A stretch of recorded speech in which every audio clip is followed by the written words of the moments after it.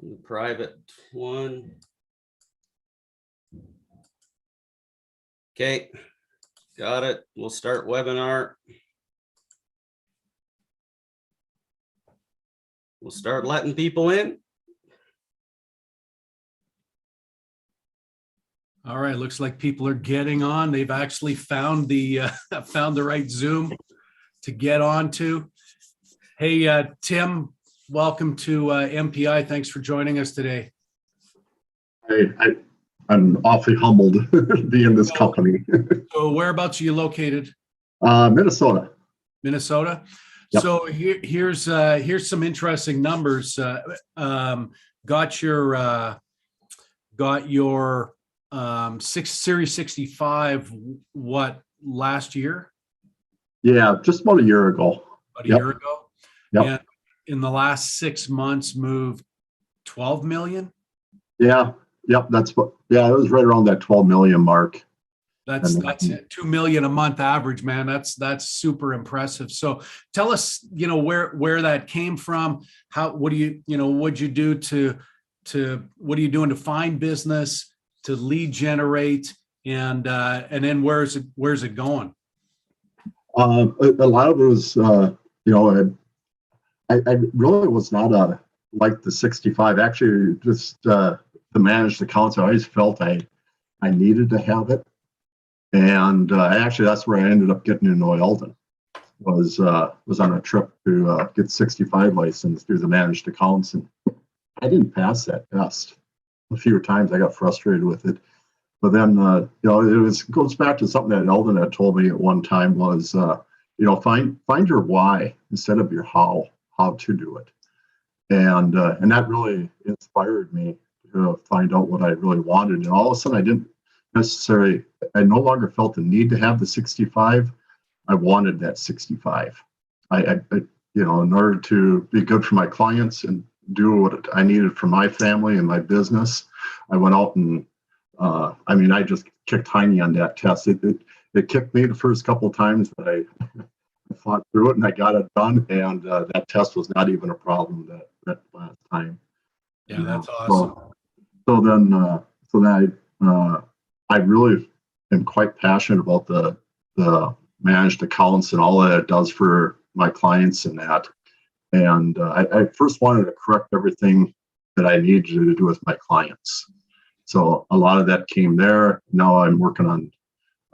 So in the meantime, I just had some tough goal for a while, and I just kind of pulled up the big boy britches and got it going. And before the 65, I got my 26, so I could have my own office, open up a office in a small town nearby that I just really gotten to know the people really well. I've really taken my time because it is a small town. Everybody's kind of judging you, and now in the last couple of weeks, a number of them have started reaching out to me instead of me reaching out to them, just because I started relationships.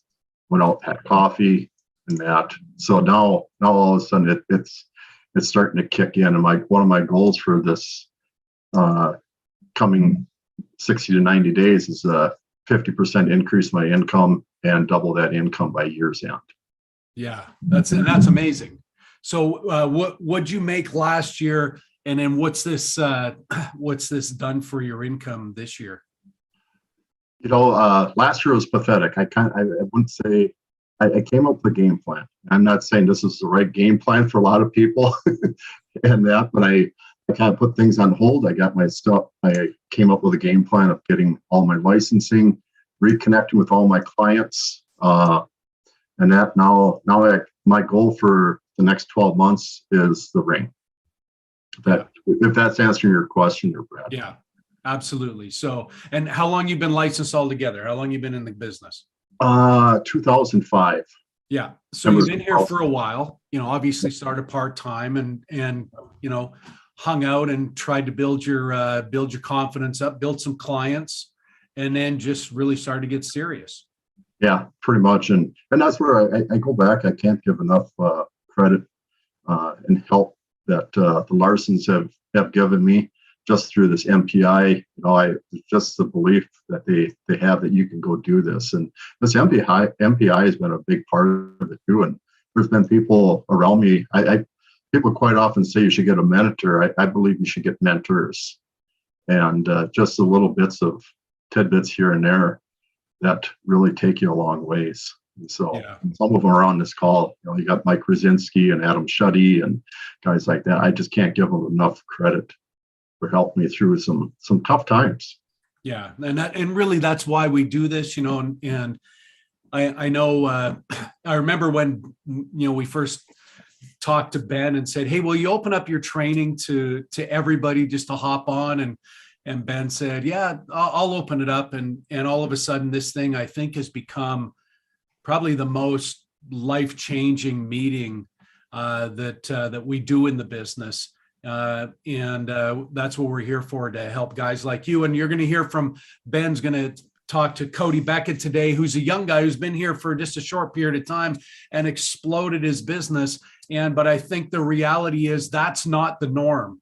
The norm, Tim, is guys like yourself who have been here, who are dedicated to the business, and you love the business.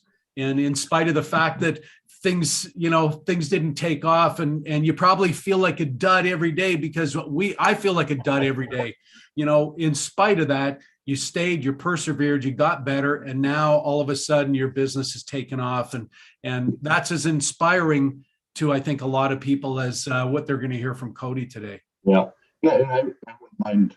Again, I'd like to add one thing to it. Is, I had, when I opened my office, I had an open house, and I wanted to put something out there, just write it down versus just having conversations with everybody. I knew I wouldn't have conversations, so I put a kind of an open letter by the sign-in sheet, and it kind of made me realize that some of the people that are coming in when I first started this business, was a few of them were friends that became clients, and now I look at my client list, and honestly, so many of those clients have now become my friends.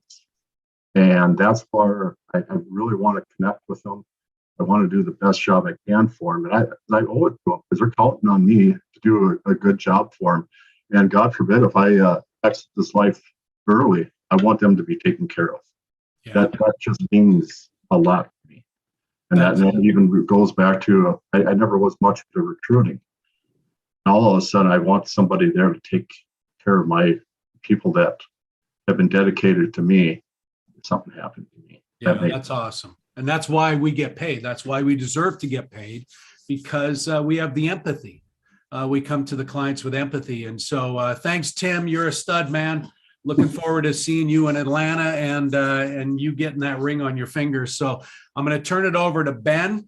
Ben told me I'm not a soothsayer, even though I've been calling for this bear market moment that we're in right now. The feds don't have an answer. Their solution is let's dump more cash into the system, which has created the inflation problems we got right now. I'm really interested to hear Ben's take on this, where we're going. Thanks, Ben. Appreciate it, Brad.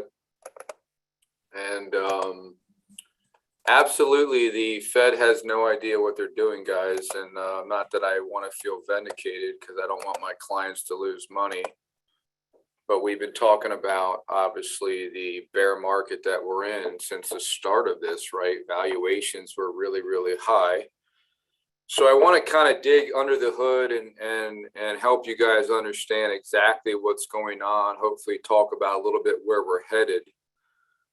Not that it's a reason to panic. One thing I want to kind of say up front is don't take anything that I say as gospel.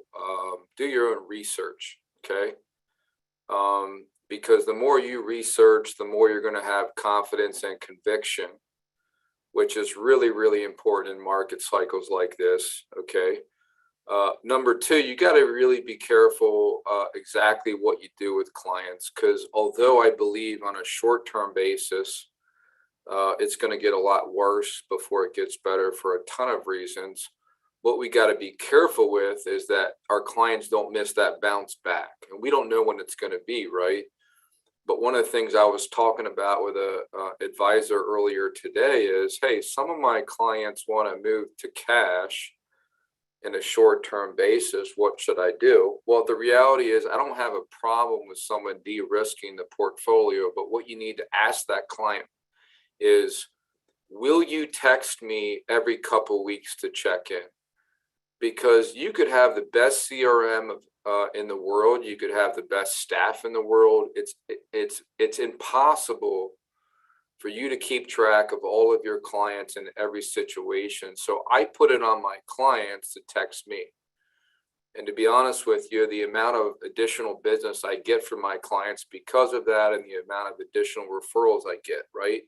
So number one, understand that a bear market as a Primerica advisor, really an advisor in general, is the best thing that could happen to your business. Number one, people want to move away from pain quicker than they move towards pleasure.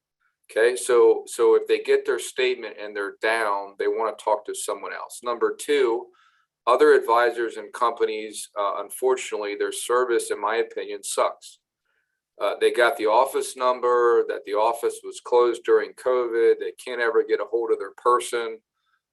So again, it makes our job easier. Three, when it comes to marketing and lead generation that Cody's a master at, that I'm excited to have him on to share with you, it takes a lot of effort to build a client base, right? And it's unfortunate how many people quit before they have that base built, because after it's built, you'll never have to prospect again. I did it for 3 years and I never had to do it again, because you just bring more value to the relationships you already have, right?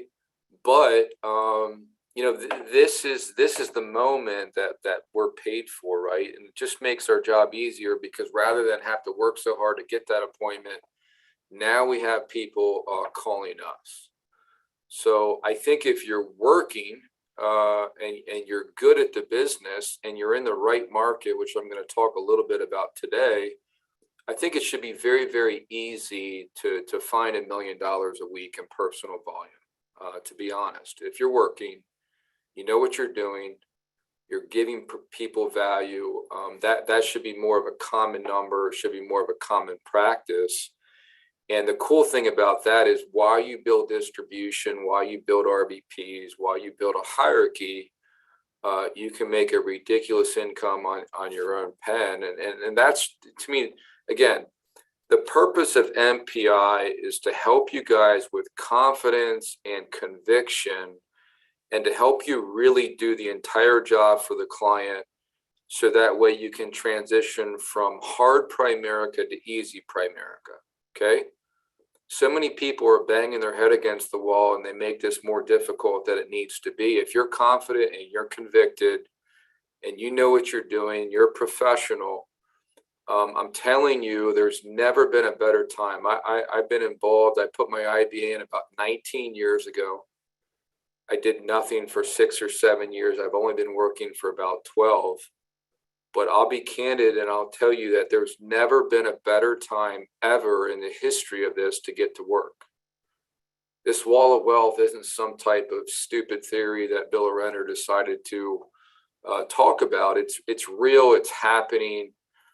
And the more the crazier the markets are, the easier it's going to be for us, right? So I think it's important to recognize that. Obviously, you're in a confirmed bear market. Now what, again, that doesn't really mean much, okay, bear market. What the key question is it a secular bear market or is it a cyclical bear market? And I believe it's going to end up being a secular bear market, which means that it'll be shorter in nature inside of a longer bull market, okay? So one thing I'll tell you guys is that why it's so important to do your own research is because a lot of the talking heads on TV have no idea what they're talking about. It's clear to me when you watch the Fed the last couple of years, they have zero clue what they're doing, okay? They made a statement last year that inflation was transitory. Well, listen, if 40% of the dollars in circulation have been printed in the last 12 months, anybody with a first, second, third grade education would understand there's no way that's transitory. You can't print $3 trillion in a matter of 18 months and be surprised, oh my God, inflation's high. Well, what did you think was going to happen? Right? And they don't know what they're doing. And the problem is the federal government, for not just a couple of years, but for years and years and years, has kicked the can down the road. So when you make interest rates really low and you do the, quantitative easing and buy back all these government bonds and make this environment, the challenge is how do you unwind that in a way where it doesn't, screw up the economy? It's almost impossible, right? Again, I'm not doom and gloom, but I'm just going to always be real with you, be candid with you, because these are the conversations I have with the client. And the reason that, my business is doing okay is just because I'm honest with every single client. I'm not doom and gloom, but and I answer the questions about where we are, right? I do think this gets worse before it gets better. Here's the problem with the 75 basis hike just to fight inflation. Okay, here's the problem: is if you start to think about, if you guys read the numbers the last couple of weeks, credit card debt is starting to explode. Why? Because we've got $5, where I live in York, Pennsylvania, $5 gallon gas. Many places it's worse. So I'm not naive, right? So I make $1 million a year just in Primerica, not counting other businesses. I'm not naive to think that the average middle-class family that makes $50,000 a year and they've got $5 gallon gas and they've got groceries that are through the roof and they've got all this thing that they've got to pay for. I'm not naive to think that, well, what's going to happen? They're going to fund the difference with credit cards. Okay. That's what's happening. It's proven. Study the numbers, study the facts. So we had negative GDP growth in the first quarter. They're predicting a 1% GDP growth in the second quarter. It wouldn't surprise me if that actually ends up being negative, which 2 quarters in a row is defined as a recession. Because think about this, guys. If mortgage rates are now significantly higher, well, what's going to happen with the housing market? Okay, the inventory problem's starting to change. So stocks, in my opinion, we've already seen the top. Obviously, crypto is getting crushed as well, right? So to me, real estate's next. Again, I'm not doom and gloom, but you got massive credit card debt. You've got interest rates increasing. You've got the inventory challenge getting more normalized. That's what's next. So again, rising rates. So a couple things to think about. Rates go up. People can afford less home to buy. They're not going to refinance because their payment's actually going to go up. The biggest issue that I see on the corporate side is, if you guys haven't paid attention to this, because money from the Fed's been so ridiculously cheap, a lot of companies have levered their balance sheet to the extreme, right? Because money's so cheap, so let's get into debt, let's grow. And the challenge is when they go to refinance some of that debt, interest rates are significantly higher, it becomes a problem. So although the corporate default rate right now is close to 2-3%, it wouldn't surprise me if it goes to 10%. So despite the debacle in Washington, despite the political issues, the reality is what you have to think about is spending always trumps politics, always. Okay, what I mean by that is 70% of GDP is consumer spending. So it doesn't take a rocket scientist to say, well, if inflation's at a 40-year high, how is Joe and Mary, the middle-class family, going to spend more money when they can't afford gas, utilities, and groceries? Okay. Again, how does this affect us? Well, it makes our business a million times easier because clients call us, we get more referrals, and in my opinion, we have the greatest recruiting opportunity in the entire world. So when people can't afford their bills and they're racking up credit card debt, why wouldn't they start Primerica part-time to make a couple $1,000s a month for 5 to 10 hours a week of work? The next thing I want to point out is we look at all the time at asset allocation, and this is exactly how I communicate with my clients. But here's the challenge: is it's not about being vindicated that I predicted this. It's about the fact that I want my clients to lose less in a bad market and to make more in a good market. The challenge is with people going heavier bonds, as you know, when we saw the 10-year treasury go from 1.5% to 3%, literally in 2 to 3 months, bond prices are down year to date, right? Corporate bonds down about 11%, 12% year to date. We've got government bonds that are also down. So your traditional 60-40 mix hasn't really worked out too well. And honestly, if the Fed raised 75 basis points yesterday, and they're talking about more raises the rest of this year to fight inflation, do you really think bonds are going to perform really well the rest of the year? I don't. So you got to be very careful what bonds that you're in. So right asset allocation, why that? Again, clients of mine have been more geared towards commodities, more geared towards treasury inflation protected bond funds, because again, there hasn't been a whole lot of places in 2022 that have made money. Okay. It's annoying when my clients put gas in their car, but if you own energy stocks, you've made money. Agricultural commodities, I've talked to endlessly over the last 3 months. That to me continues. Precious metals continues. And I love dividend paying stocks, because what's happening, if you study it, whether it's Genter Capital, which is my favorite manager right now in the managed space, where they're basically not far from flat year to date, while the S&P 500 is probably down 17 to 18. You know, dividends have outperformed this year, and that's going to continue. And the other thing is these dividends get reinvested at lower prices. So I believe dividend stocks continue to outperform. I believe utilities continue to outperform. Again, with the real estate, it's only a matter of time before that bubble pops. And again, a recession, in my opinion, is great for our business. It's not something to panic about. Talked about commodities, metals, tips. I'm not going to spend too much time on that. So client concerns, this is important. And this is the tricky thing, is if you say, hey, Ben, this is going to get worse before it gets better, what should I do? I don't think it's a good idea for any of you guys to go into cash or to go really, really conservative with your clients unless you ask them to text you every couple of weeks. You know, and our job really is to help people with their emotions. Sit back and look at fundamentals, right? Well, I'll give you a couple analogies I would use if I were you.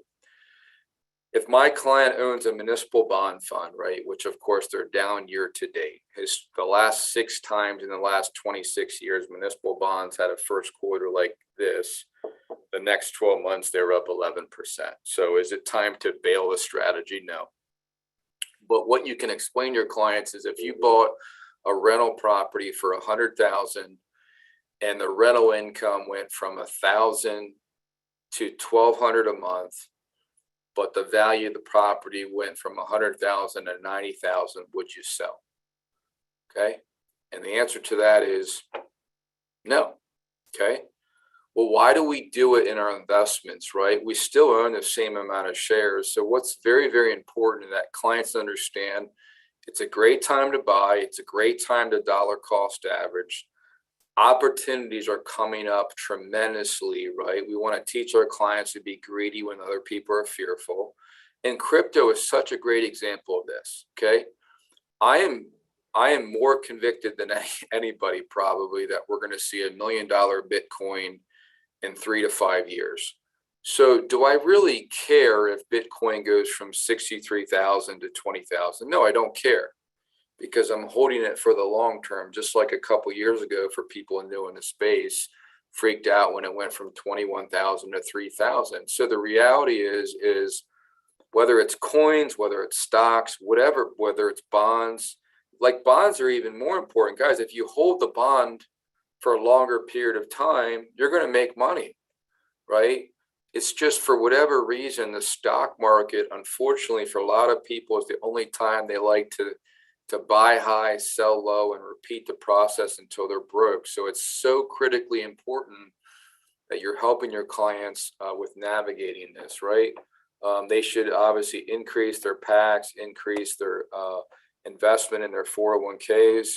And again, when we're buying a stock, when we're buying a bond, we got to understand what we're buying, right? If Warren Buffett buys an entire company, why do you think he doesn't care about the day-to-day fluctuations? Okay, because it's not like if the Coca-Cola goes down by 10%, that all of a sudden Coca-Cola market, value is down 10%. No, the price has changed, but now he can reinvest his dividends, right? Talked about the credit card debt. I'm not going to spend a lot of time. It's pretty common sense what's happening there. Again, the Feds, again, they have no idea what they're doing, but it's tough because you want to tighten to fight inflation, but then that's going to hurt economic growth because low interest rates really, really help drive the impact. The other thing with the corporate debt, I do think that's going to actually lead to companies freezing, hiring more people. I also think it's going to lead to layoffs. Again, am I doom and gloom? No. If you guys hang out with me outside of this, I'm one of the most positive people in the world. But you have to be just living in a cave to not see what's happening around you when it comes to the markets. Again, is it good for us? Yes, because it helps with recruiting. If people leave their jobs, there's more 401ks for us to be rolled over. And the thing that makes you feel good, so if some of you are stressed out, like, oh my God, I don't want my clients to lose money. Listen, we can't control what the market does, okay? But here's why I sleep amazing at night, is because I know that no one's going to care more about my client than me. And I also understand that my advisors have gotten unbelievable training and help and support, right? That's the whole purpose of Thursday, is to help people, right? So keys for you: over communicate everything. I think you've got to master getting in the right market. I think Cody's going to talk a little bit about that, but my 2 cents is make sure you get really good at getting in the market for people 60 and older, because instead of getting paid $500 an hour, you'll get paid, 7, 8, 9, 10 grand for the same hours worth of work. Have a referral system that works. If you guys aren't getting referrals consistently, you got to make adjustments. Something's wrong with your value proposition, or something's wrong with your system. And here's another key thing, guys. How can you get more people on your team, fully licensed, fully independent, and has a system that's going to compound out and kill it, right? When I think about how valuable a client base is in addition to a team, I don't know why anybody in Primerica would not want to do both. Hope that helps, guys. And listen, I'm just as excited as you to listen to Cody say, listen, been in the business for 5 years. I know some of you are brand new, so this is really a good perspective. Around 400,000 in income, already has $50 million in assets under management. And the greatest issue that I see is we hear from so many of our advisors: how do I get appointments? How do I stay busy? What do I do to get in front of more people? That's where the work is. But if you implement some of the things that I personally did and Cody's living right now, God, the business just gets easy and easy and easy if you take care of people and you follow up. So Cody, man, we appreciate you taking the time, man. I'm proud of you. After you're texting me some of your numbers, you're absolutely one of my heroes in the business because you're doing things the right way. So I appreciate you taking the time. Hey, thanks, Ben. Well, guys, thanks for having me on the call here. I know Ben has mentioned marketing and lead generation. There's a little bit of stuff that we used to do in the very beginning days. We still do it now. That's kind of what drives our business forward. And I've only really known one side of Primerica, and I'm going to share that with you and exactly what we did. Hector always talked about fundamentals. I'm hoping to leave you guys here today with some fundamentals. So let's just get right into it here. I'm going to share my screen. Hopefully this works. For everybody out there, I am probably the worst tech guy imaginable. So let's just hope that this goes down without a hitch. All right. Shout out to Laura. She's my wife and the business partner here. 2 years ago, she quit her job came full time. She works in the back office. I'm not a master of doing slideshows, so just bear with me. Some people dream of success while other people get up every morning and make it happen. When I saw this the other day, it just reminded me, for the first 2 years of our business, we didn't have an office. Our closest office was about 6 hours away, is where we were kind of branched out of. And I could remember jumping in my car on Saturday mornings, driving 6 hours for training to turn around and drive back in the same day.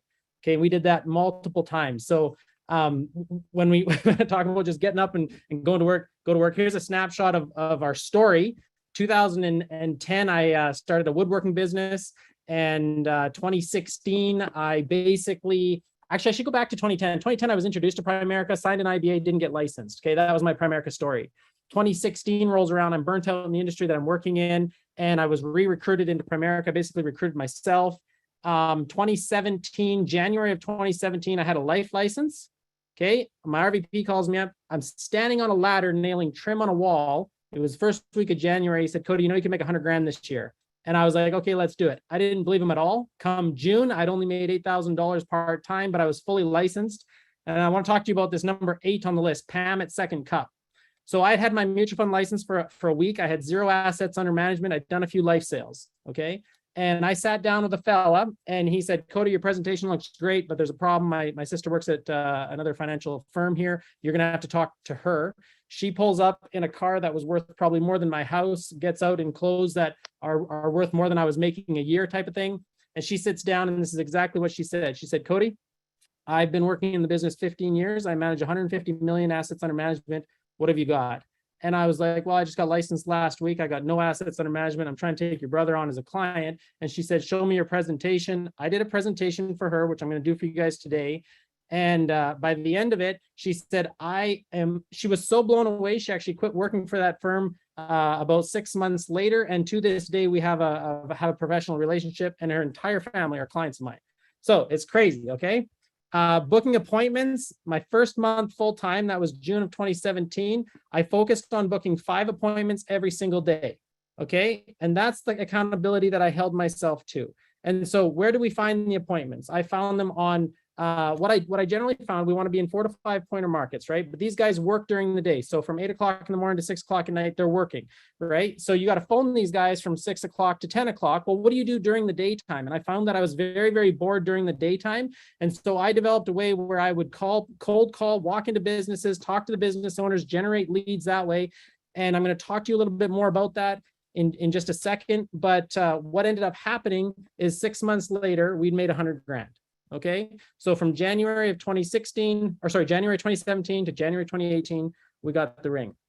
Sylvester Stallone was once asked, where are you going? He said, I'm going to realize my potential. This is our stats, okay? You can see here in 2016, a couple life sales, $1,000. 2017, 94 grand. We were making 100 and I'll just go to 2019 there. Basically 173,000 as a regional leader, went to RVP, took the contract. This is kind of where we are today. I'm trying to rush through this part, guys, because there's a little bit more that I want to talk on. Remember, Tony Stark said sometimes you got to run before you can walk. Let's talk about some fundamentals, okay? So day one, I was told there's 3 things you need to learn. Number 1, how to operate a financial calculator. Number 2, how to set a FIN number, and everything else you're going to learn at the kitchen table. So for those of you that like to take screenshots, screenshot this. This is a 10B2 financial calculator. It's all I know how to use, and this is how we generate our business. So download it, it'll cost you $8, but it's totally worth it. Once you get it, how do you calibrate it? This is the only way I know how to calibrate it. You press the orange button, you press what, you press 1, the orange button, PMT, orange button, begin to end. Simple. Let's go to the next slide here. And here are the calculator functions. And I'm going to actually step you guys through how this works. N, across the top of your calculator, you have N, IYR, PV, PMT, and future value. N is the number of years. IYR is interest per year. PV is present value. PMT is payment per year. And FV is future value. Why am I telling you this, guys? Because this is our business, right? I could tell you about the times I walked up to a business, the front door was locked. I went around the side doors was locked. I went through the chain link fence and came in the back, and there was a guy standing there. I booked an appointment and he became a client. Okay, those are the things that we've done. I can tell you about the times I'm sitting at a red light and I look to my left and there's a car that pulls up and it's got a business like name on the side of it. And I pick up the phone the business owner, and I book the appointment. Okay. And that's what we do on a daily basis, right? Because I'm trying to get into as many markets as possible. But when we get there, right, how do we show enough value to close the sales? And this is all part of it. All right. What I take with me, I take a notepad, an index chart, a sample F&A, and a couple portfolios, right? Because I have no idea anything about the client that's going to come, but we just have something for examples, right? And I'm just going to pause here for a second, and I want to bring in this financial calculator I was talking about. So to give you an example, okay, let's say you meet with somebody that has $10,000. That's what they have today. That's their present value. Let's say that you're going to put them in a portfolio. Historically, that portfolio is average 9%. We're going to, hope for the best, and let's assume they're going to get 9%. Maybe the client's 30 years old, so they got 35 years until retirement, right? That's N. Let's say they add nothing to it, so zero PMT, so zero payment at this time. In 35 years, that $10,000 has grown to 204 grand. Okay, I'm going to go back to my slideshow here. And we're going to say, okay, go talk to people. Who do we talk to? So when I got involved in the business, we were told talk to family, friends, all of those things, right? I went out and I started talking to my family and friends, and they had already been approached by Primericans, and they already were all set up. So I was like, you know what? I'm going to talk to other people. And so I went out and talked to 68 people. They all said no, right? But this is what I was asking. I was like, hey, do you have anybody helping you with your insurance investments? And they were saying, yeah, I'm good. And I'm like, okay, well, if anything changes, here's my business card, right? Nobody ever called me back. And I'm sure everybody can relate to that. But what I learned next is that ask for the business. So it would be something like this. Hey, Brad, do you have anybody helping you with your insurance investments? And Brad's like, yeah, I'm working with a guy. And I'm like, that's awesome. How do I earn your business? And Brad's like, well, I don't know. And he will tell you how to earn his business, and you earn his business, right? And so that's those were the business owners we talked to. The vehicle decals, they're business owners. You're going to talk to them. Here's the thing, guys. Every business owner is a 5-pointer kitchen table, right? You just got to grab an angle and go for it. And how I structured that is this, and this is very important to understand, okay? Because I've talked to people before, and they said, "Oh man, Cody, I've tried talking to business owners. It doesn't work." Follow up is key, okay? So if I'm going to go out and talk to 20 business owners today on a Thursday, I'm going to write down those 20 business owners that I talked to, what was said, any important information I picked up, anything about them. Oh, this guy has a birthday party this weekend. This guy's going fishing. You're going to want to bring all of this back when you follow up a week from there. So every Thursday for the next month and a half, I am seeing those same clients. And here's the thing, guys, 90% of those clients or 90% of those prospects will become clients in the next 30 to 45 days.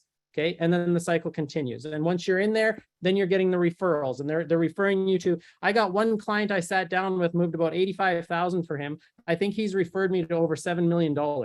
Right. And that's just bringing value. You're going to see that. Third party approach, right? Maybe you're not as direct as saying, hey, Brad, I want to earn your business. But maybe you're going to say something like, hey, Brad, here's the deal. I'm growing my business. I'm expanding. I'm trying to get into new markets. This is what I'd like to do. I'd like to sit down with you, grab a coffee, and just show you who I am, what we do, what makes us unique in the industry, right? And it might not be for you. That's fine.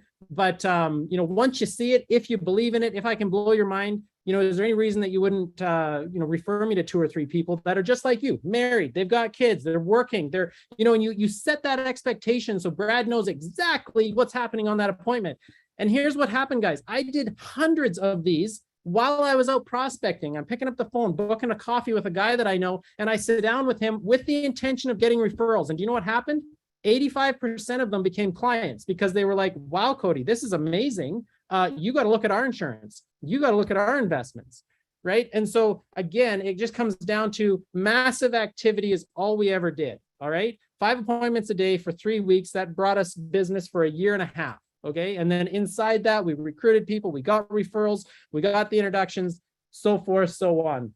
What do I say? I covered that a little bit. One thing I do want to mention, I've never actually been hit with is this a pyramid scheme? And the reason for that is because I don't present myself as a pyramid scheme. I have a coat that's got Primerica right on it. You can see it here, Primerica and PFSL Investments. And this is what I say. Hey, Brad, I'm Cody Beckett. I own Primerica and PFSL Investments here in Lloydminster. We're a financial services company. So we help people with things like their life insurance investments, things like that. You currently have somebody that helps you with your life insurance and investments. I don't care what Brad says. He can say yes or no. I'm going to say, hey, that's awesome. I'd like to work with you. Right? If we were to get together, how would what would it take to earn your business? right? And sometimes, let's say I'm popping into a business and the business owner, he shakes your hand. He's like, you know what, come in, show me what you got. Okay, so here's the two presentations. The first one I'm going to do fairly quickly here. And then the second one, I'm going to go in more detail. But when I'm sitting down with a business owner, talking to them about their business, how they expand, how they grow their business, what they do to get into new markets, I want to know this, right? And basically, I'm just trying to find out everything about them. But I'm going to ask them, do they have money inside the company that isn't used to grow the company on a yearly basis, that isn't used to pay employees, or like we're talking about cash at the end of the year that is just accumulating. And if you're running a business, you should have cash that's accumulating inside there, right? And so maybe they do, maybe they don't, maybe they're trying to start a pack. They want to grow money inside there. So here's what I say to them. I say, okay, here's an example of what it looks like having your money left in a bank account, right? So let's say you've got $100,000 sitting in your bank account today. Okay. And we all know inflation's averaged about 3.5%. I'm going to show you an index chart presentation here in a second. But I've already done the presentation, the index presentation to the business owner at this point. Okay. So you got $100,000 and we're going to look at a 10-year window. Why a 10-year window? Because it seems everybody can kind of see 10 years. It's hard for them to see 30 years, 35 years down the road, but they can see 10 years, right? So 10 years down the road, we look at this 100 grand, right? And we're going to go both ways. We're going to say, what does it look like if you leave the money in your bank account? Well, that 100 grand is only worth $70,000 in 10 years. Cody, how did you figure that out? Remember that calculator I shared with you guys, $100,000 today. If inflation is 3.5%, and that's going to work against their money, we got to enter that as a negative. If we're 10 years out and add nothing to it, your purchasing power in 10 years is $70,000.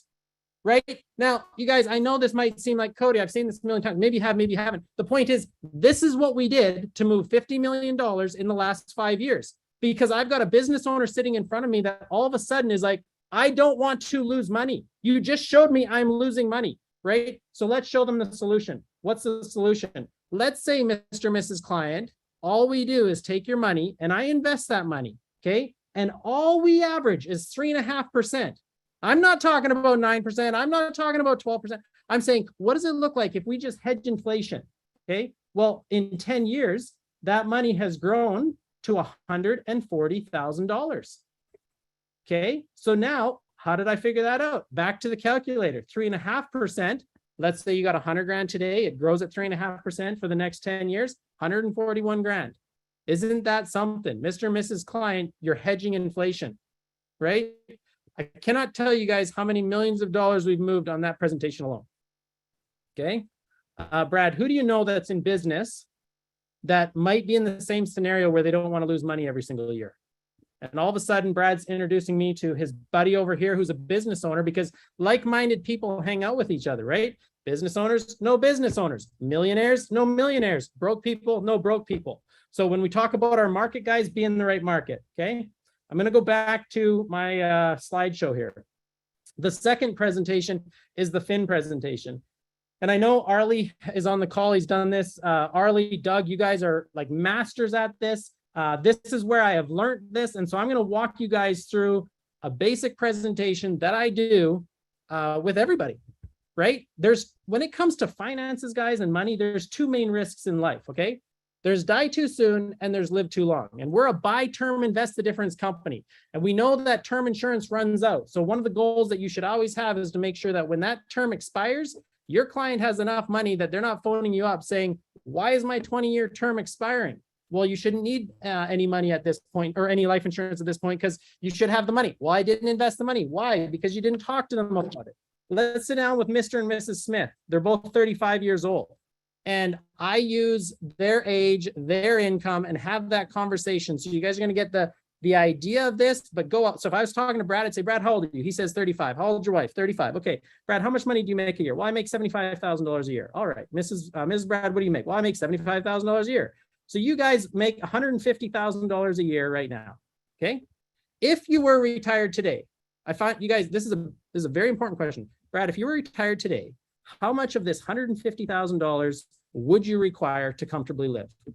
Why am I asking that? I'm asking that because when I set this Fin number, I've just overcome the objection of I'm not going to need that much money down the road because the house is paid for, the kids are gone. So I'm saying it up front. How much do you need now? Because when Brad tells me that he only needs $100,000 a year to live on, if all the debt were paid for and the kids were gone, right? He's not going to give me that objection down the road. So Brad, you're 35, you want to retire, we'll call it 65, probably sooner than that, right? That gives you 30 years from where you're going, or from where you're at to where you're going. The question is, what does this $100,000 look like at 65? And you guys, in order to understand that, we need to look at an index chart. And Brad, I'm sure you've seen an index chart before. I word it that way so that I don't say, have you seen an index chart before? And then the client has to feel dumb because they haven't, right? I'm sure you've seen an index chart before. But basically, this just shows the US and Canadian economy since 1934, okay? And there's a little black line right there. That's inflation. And so this is 600 goods and services we use every day, things like eggs, sugar, flour, milk, right? And if you were in the grocery store in 1934, you got the cart, you're filling it up, you get to the till. Let's say that basket of goods ran you $1,000, all right? Well, let's just fast forward till today. That same basket of goods would run you almost 20 grand, right? So inflation over the last 87, 88, 89 years there has averaged 3.5% inflation. You guys, I take so much time on this presentation on the index because this is what sets the stage for everything. It sets the stage of, well, I better leave the money in the bank account because it's safe. No, it's not. You're losing 3.5%, right? It sets the stage of, well, I could retire on $20,000 a year. No, you can't because there's inflation, right? And I talk to them about things that, you know, that they use in their life. Brad, so here's the thing. I got a client in 1950. Let's talk about things that haven't kept up with inflation. 1950, bought a new truck for $2,000. My own grandpa in 1959 bought a new truck for $2,900, right? 63, I got a client that bought a new truck for $3,200. And if vehicles alone kept up with inflation, we should be able to go down to a dealership today and buy a brand new truck for $23,000, right? And these are the clients that you're sitting across the table from that just paid $94,000 for a basic pickup sitting out front, right? Why am I doing this? I am doing this because when I set this VIN number, they're understanding that it's not out of this world, it's actual facts, right? Brad, we take that same $1,000, throw it in some investments, okay? We fast forward till today. Look at this, US stock market, you'd have over 13 million bucks, right? Just an educational piece. Let's go back to our VIN structure here. So now that Brad has seen this, I'm just picking on Brad today because I love him, but now that Brad has seen this, he knows that inflation's averaged 3.5%, and it probably will for the next 30, 40, 50 years, right? So what does this 100 grand look like at 65? Guys, back to the calculator. So Brad needs $100,000 to live on if he were retired today. We know that inflation's averaged 3.5%. He's got 30 years from where he is to get where he is to where he's going. That means at 65, he needs $280,000 per year to live $100,000 lifestyle today, right? $280,000 a year. But you know what, Brad? Here's the crazy thing. Inflation doesn't stop, right? So 50 years from now, you're going to need $558,000 every single year to live that same lifestyle, that same $100,000 lifestyle today. So when we sit down here, Brad, obviously you're going to agree that you're going to need a pot of money at some point to comfortably retire on, right? We call this a VIN number. This is our VIN number. And so I'm going to take this and multiply by a factor about 10 to 13. I'll show you here in a second why. So you're going to need anywhere between 2.8 million and $3.6 million to retire on. And then I ask this question, guys. I say, Brad, how much of this 2.8 million do you currently have saved? And he says, well, Cody, I've got 100 grand saved today. And do you know what I've just done there, guys? I've just picked up $100,000, right? And why have I picked that up? Because I've just shown him in this little structure more value than he's ever seen from his current advisor, from his bank, from anybody he's ever talked to, his friends, his family. Like the power behind this little presentation is mind-blowing. But I never like to leave a client kind of, you know, why do I need to save that much money? So I'm going to say, Brad, check this out. Let's just pretend that you're 65 now. So I'm going to go over to Morningstar, and I'm just going to grab a portfolio here. And let's say you're now 65, you've got $2.8 million sitting in your retirement, okay? And we're gonna draw out some money from there. And you guys, I do this right at the kitchen table, right? So 280,000 divided by 12, that's $23,333 a month at 65. We're going to increase that drawdown by 3.5% every single year because we want to still keep up with inflation. And let's take a look at what this looks like. All right, let's take a look at what your retirement looks like, Brad. So check this out. Here's our graph. I'm going to just point out a couple things. We went back to 1994 for some track record. And here's the thing, Brad. See where it says new investment, $2.8 million. You're 65 years old. We've got you to 2.8 million. And now you're going to see here, we're going to start drawing down some money. I'm just going to zoom out, guys. So we're drawing down some money. First year, 284. Second year, 294. Third year, 305. So every year we're in retirement, we're drawing down 3.5% more, right? And so how many years does our retirement last? Well, 94 to 2004 is 10 years. 2004 to 14 is 20 years. So now you're 85, 86, 87, 88, 89. You're 90 years old, right? You started out with 2.8 million. You actually drew out $10,800,000 from your $2.8 million. Brad, how does that make you feel? Is this something that you'd like to, the kind of a game plan that you'd like to have? Right? You guys, you got to start emotionally connecting your client to what's actually happening, right? And we've done presentations where we've done the FIN number, we've got to this point, and the husband says to the wife, honey, go get our stuff. And they bring out a binder and we walk out of there with $4.7 million, right? Like, it's just, I don't know. And again, guys, this is the only thing I know. So it's like, hey, Cody, what are you doing? I'm sitting at a stoplight talking to a guy. Hey, do you have anybody helping you with your investments? And he's like, no. Okay, give me your business card. You phone him up. You sit down. Okay, what do you say? Check this out. I do a FIN number. I'm sitting in front of a business owner. He's like, so what do you guys do? I'm like, check this out, right? And I pull out a piece of paper. It looks just like this, right? Pull out a piece of paper, and I just start jotting down notes. Hey, so to leave you with some value here today, Brad, why don't we use your age and your numbers? Okay, so how old are you today? And he gives me his age. If we were to say, let's say you're retiring today, how much money would you need to comfortably retire? You jot down his notes and you leave that with him. You guys, do you know how many times I've got phone calls where it's like, hey man, yeah, you talked to me like 3 years ago and you set this thing called a FIN number. We got to get together, right? And this is what we do. I'm kind of forgetting where I'm at in my presentation here, so I'm going to have to go back here. But what's kept us on track? Obviously, have a goal, think big, ignore people, because here's the thing, guys. Business is business. Treat your business like a business, right? I never once treated Primerica as if it's like, I care about what my neighbors and friends and family think. They're all clients right now. That's the crazy thing, right? Everybody that I thought was gonna, say something negative, they're all clients, right? Be excited. You're the messenger. Guts. Okay, so I came up with an acrostic called GUTS: get uncomfortable to survive, right? And yet, what I'm telling you today, guys, here's the thing. I was the same person that sat in a parking lot for 4 hours bawling, literally bawling, trying to get up the courage to go talk to somebody, right? And so I think if focus on where you're going. I love what we do for people. Here's our quick stats, because I know everyone got a few minutes left. We've been 5 years in Primerica. We got 22 licensed reps, 13 are security licensed, almost 50 million under management. Primerica's paid us over $1 million. Currently, we pack $9,000 a month personal, right? And we've got over 615 grand investments.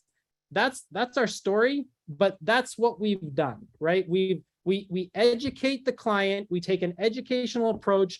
I walk in, I introduce myself, I phone up somebody, I introduce myself, I explain to them. Let's say I'm talking to Ben on the phone. I'll explain to Ben, here's my promise to you, okay? I promise you, I am not looking for a transaction on the first appointment, okay? We're going to sit there. You're going to ask questions. I'm going to answer them. I want you and your wife to take a week to think about it, because I want it to be a good experience for you. I want it to be a good experience for me, but I'm looking for a lifetime client, right? And this is what we're going to do for you. In the meantime, we've developed a 90-day follow-up system. Howard Lashner, talked about that, and we adopted that. So I hired a lady in our office every 90 days. She's phoning every single one of our clients, right? We got a ton of just life insurance clients. We're phoning them up relentlessly saying, hey guys, we need to get you investing. Hey guys, we need to get you investing. Hey guys, we need to get you investing. And these are the same clients years later say, we are so thankful. I got a phone call the other day from somebody that started with $10,000 with me, phoned me out of the blue, said, Cody, my dad referred me to you. I don't know if you'll take me on. I've got I got $10,000 to invest. The only person that's ever called me out of the blue, right? When I was beginning, today they have over $230,000 invested. Anyways, guys, back to you, Ben. Awesome, man. You're incredible. Like, listen, Eldon, I think we need to have him do those presentations maybe on Vimeo slower. I know he's trying to pack a lot of things in a quick period of time. Do them slower and then just post them on Telegram chat so people can rewatch them. Because I don't want people to miss anything. And it's absolutely something that I would recommend everybody duplicate for sure. But what questions do we have for Cody? Cody, great job, brother. Thank you. Good stuff, man.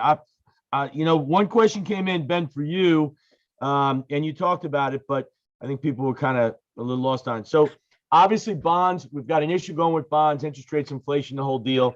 What should people do with what they would have put in bonds as they're trying to work with their clients? Yeah. And just because I think bonds could lose money the rest of the year, doesn't mean what kind of dog you have, Scott. Doesn't mean you can throw bonds out the My window. kids, Ben. Oh, your kids. They're so happy with you, they're barking. I don't know that you throw bonds out the window, but I think what's a the tips, the Treasury inflation protected securities, huge fan of. The floating rate bond funds are less susceptible to interest rate risk. And I do think that municipal bonds will have a good recovery the next 12 months. There'll be some volatility. I just met with a manager of a township reserve, and there's 1.2 million in the homeowners association fund. I'm thinking, why don't you guys just lower the condo dues every month? But Edward Jones has it 100% in municipal bonds. So we talk about this all the time, is don't have everything in the same area, because then you're going to get burnt. And I want to apologize. I misspoke earlier. I believe it's going to be a cyclical bear market, not a secular bear market. A cyclical bear market is shorter, and it's what you really want. So again, you don't forget asset allocation, because on a positive standpoint, your bond yields and your yields on dividend stocks is going to increase.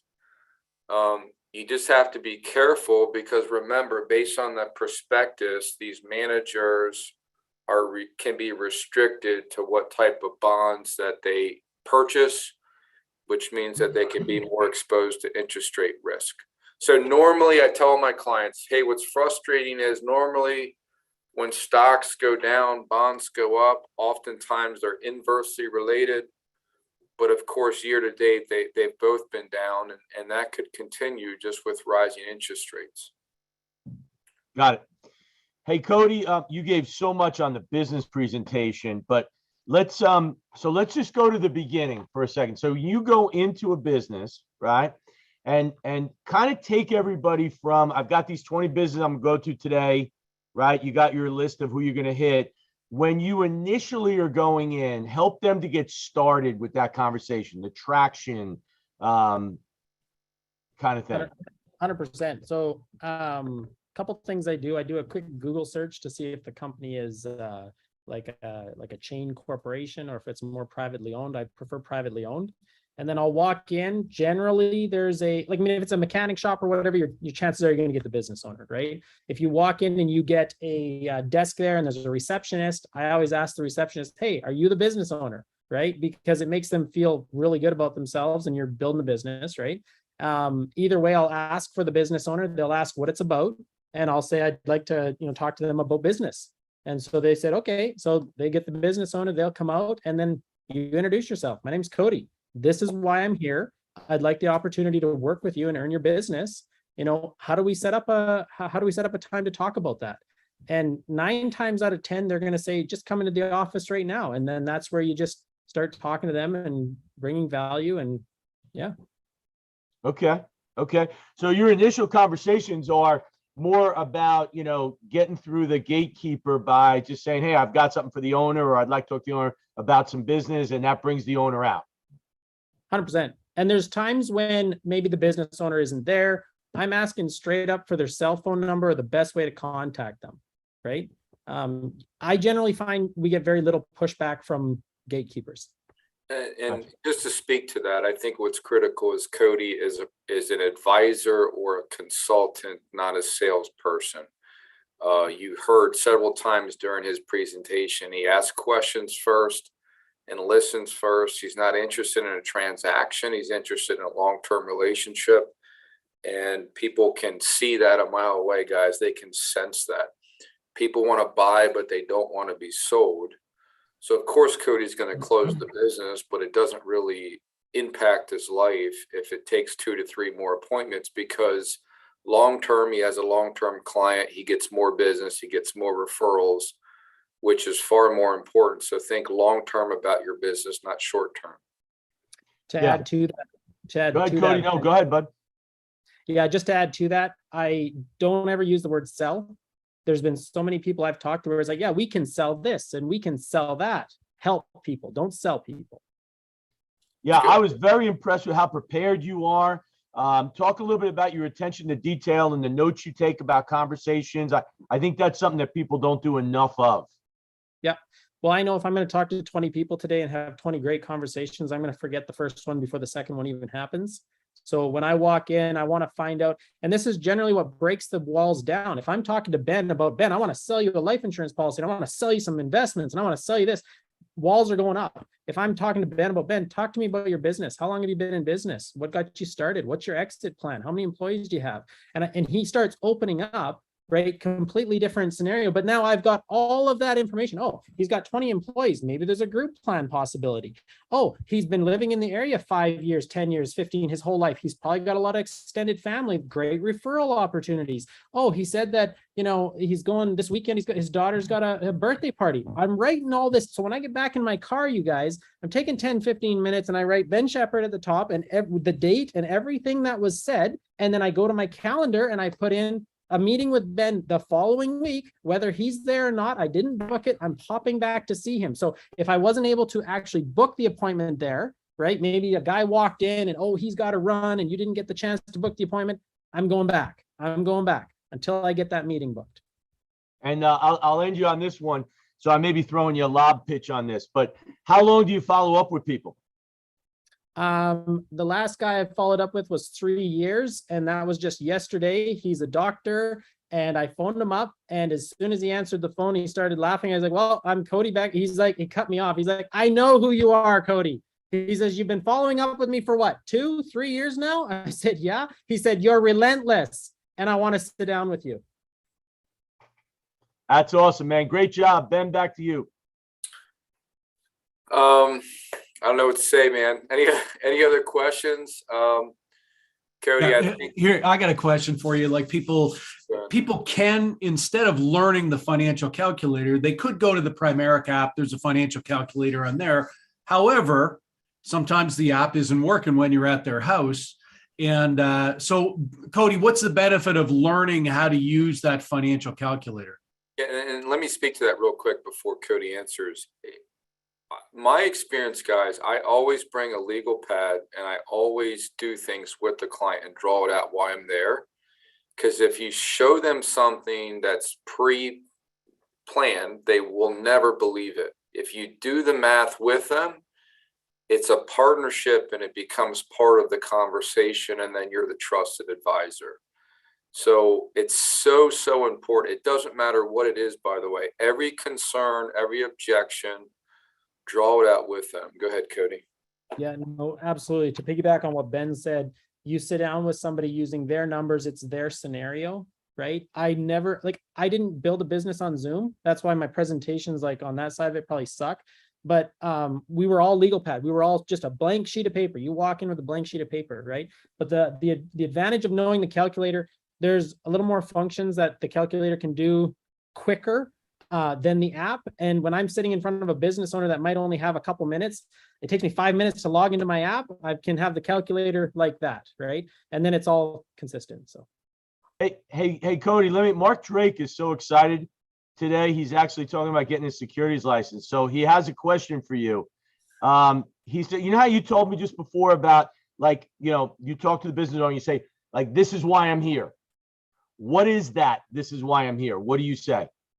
Yeah, okay, so Ben's the business owner and I walk in there and, you know, I get in front of him. I said, Ben, my name is Cody Beckett. I own Primerica and PFSL Investments here in Lloydminster. We're, you know, a financial services company, but Ben, I help people with their life insurance and investments. Do you currently work with anybody in that area of your life? Right. And he's going to say yes or no. And I'm going to say, that's awesome. Ultimately, Ben, I'd love the opportunity to earn your business. How do we make that happen? Gotcha. That's what I thought. Okay, great. And then here's the thing, guys. Here's the thing. I just want to add something to this. Ben knows from day one, minute one, why I'm there. Next week, when I pop back, I don't have to say, hey, Ben, the reason I'm here again is I want to earn. He knows that. We might not even talk about it, but I build the relationship. The following week, I don't even have to say that, you know, and then week after week. And you know what happens is at some point, Ben brings it up. You know what? Yeah, like we should get together. Right? It's magical how it happens, you guys. Ben will end up booking his own appointment because I didn't just show up and I'm wasting Ben's time and I'm trying to figure out what to say. And Ben's like, okay, so because Ben's a business owner and he's trying to service me while I'm there because that's his role. But if I've confused Ben as to why I'm there, right? Every time I'm there, he's like, man, this guy's wasting my time, right? If he knows that I'm there to earn his business, I phoned up one guy and I phoned him up 7 times. And finally he booked the appointment. He says, you know what, Cody? He said, I want to tell you a secret. I make the sales guy follow up at least 7 times before I ever sit down with him because I want to know if he's serious or not. Yep, so true. And guys, he's not pushy. He's a professional, okay? Because when you're convicted and you know you're going to help the person, you don't give up, right? Guys, every business owner, you know how much rejection they faced? You know how many people they've called over the years that said no to them?